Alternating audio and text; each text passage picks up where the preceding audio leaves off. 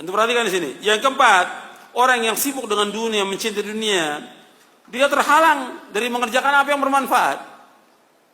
Antum lihat orang-orang yang sibuk kerja, sibuk dagang, sibuk usaha, dan cinta dia kepada dunia, nggak sempat dia.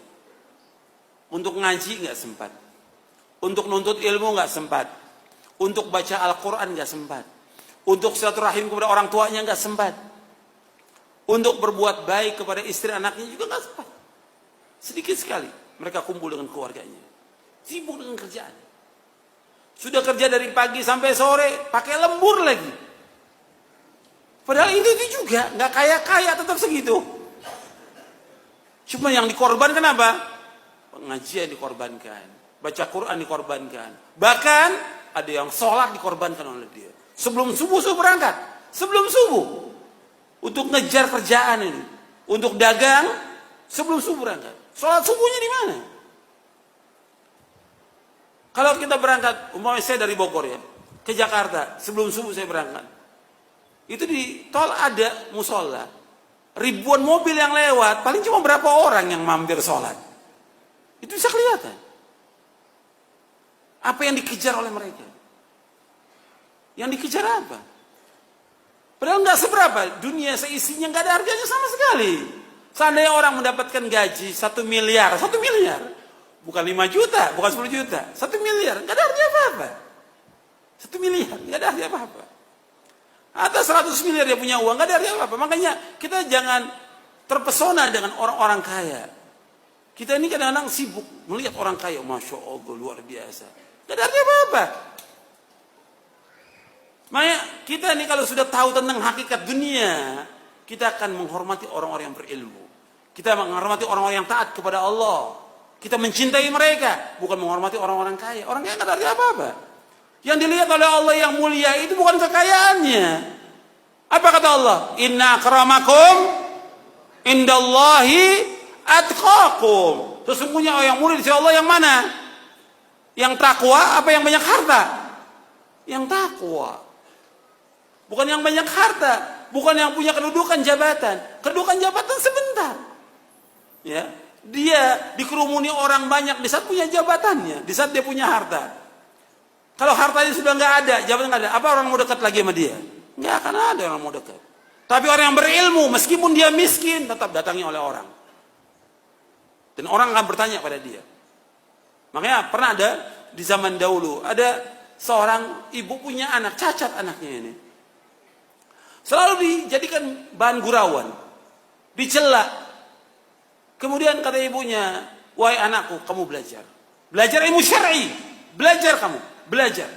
Allah akan muliakan kamu. Karena dia ingat kepada ayat Al-Quran si ibu ini. Yarfa'illahu alladhina amanu minkum walladhina utul ilma darajat. Belajar, anak ini terus belajar. Sampai dia berilmu, nggak dicela lagi oleh orang, nggak dihinakan lagi. Semua orang datang, hatta orang-orang kaya datang pada dia untuk belajar.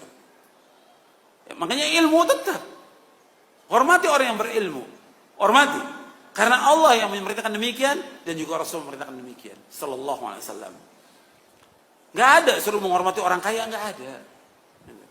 Kalau menghormati orang yang lebih tua ada dalam hadis Nabi yang sahih. Tapi orang kaya nggak ada. Tapi kalau kita lihat, ya orang hormatnya luar biasa. Sama ustadznya salam nggak salam dia. La salam wala kalam. Sama orang kaya ketemu, masya Allah dipegang tangannya. Gimana Pak kabarnya? Baik. Apalagi kalau lihat mobil depan itu mobilnya bagus, masya Allah. Dikerubutin sama panitia.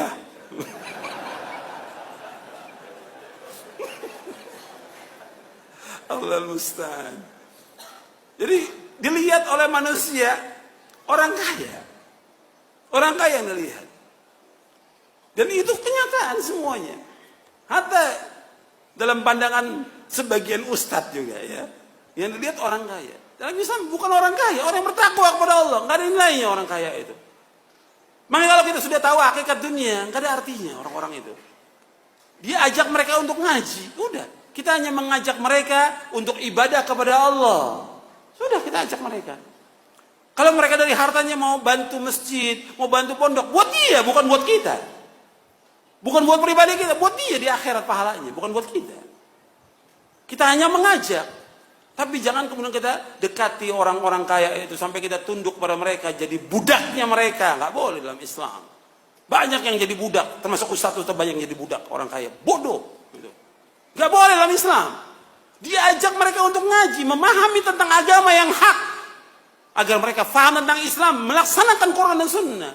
Sampai si ustadz nggak berani negor si orang kaya ini yang jelas melanggar syariat, berbuat maksiat. Karena apa? Uangnya. Dibeli hatinya dengan uangnya. Nggak boleh dalam Islam. Makanya ingat, kita jangan sampai terhalang daripada akhirat ini dengan adanya orang-orang kaya. Saya kembali kepada yang tadi. Kata Ibnu Qayyim, orang yang cinta dunia, dia sibuk dengan dunia. Sibuk dengan dunia, sibuk sudah. Luar biasa dengan dunia ini. Sehingga apa? Nggak sempat ngaji. Anda bisa lihat. Bukan mereka nggak ada waktu hari Ahad ini libur. Bukan mereka nggak ada waktu. Jutaan manusia punya waktu mereka, tapi mereka nggak gunakan waktunya untuk ibadah kepada Allah. Nggak digunakan untuk mengaji, nuntut ilmu, untuk baca Al-Quran, baca buku yang bermanfaat, untuk silaturahim kepada orang tuanya yang melahirkan dia dan mengurus dia, berbakti pada orang tua. Nggak ada, nggak digunakan oleh dia. Makanya melalui justru dia di sini sebutkan membuat manusia tidak sempat terhalang melakukan sesuatu yang manfaat bagi dia di akhirat. Akibat apa? Kesibukan dunia. Banyak yang manfaat buat dia ditinggalkan. Padahal yang kita cari semua yang manfaat. Nuntut ilmu bermanfaat. Baca Al-Quran manfaat. Silaturahim kepada orang tua manfaat.